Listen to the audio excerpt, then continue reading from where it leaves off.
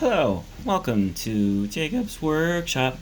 And in the first episode of this probably several component series, we're going to be talking about soldering and stuff. So, first off, soldering iron, good stuff.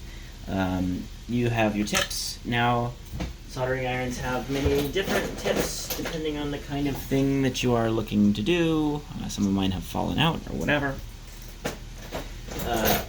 There is a lot to say about the actual technique of using these little dudes, but the soldering iron is broken into your base station, your iron or pen, your head, which can be screwed on and off and replaced.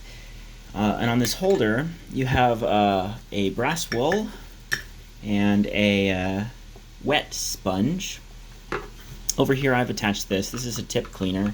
It's just like some kind of acid flux and metal mixture that's really quite nice. When you're applying solder, so solder, as you all know, is solder. This is Kester. I want to say it's 6337, no clean. The old good lead flux. Don't even bother with lead-free flux unless you absolutely have to. It's a huge pain to work with. And the diameter I have here, 0.8 millimeters, has proven really useful. So, in case you aren't familiar with the very basic principles of soldering, this wire is a fluxed core solder wire.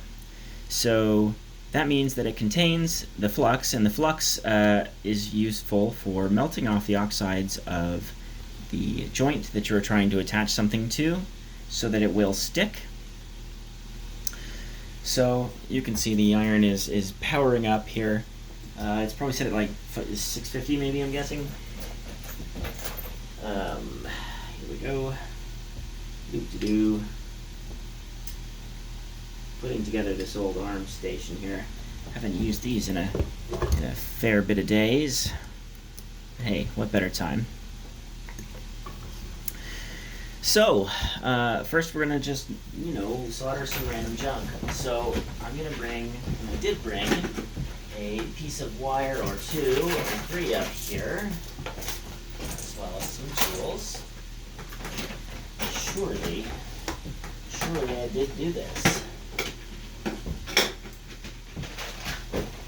So please bear with me in the interim while I look for things to get hot. Well, this is an odd choice, but we're going to do it anyway. We're going to end solder two resistors together, or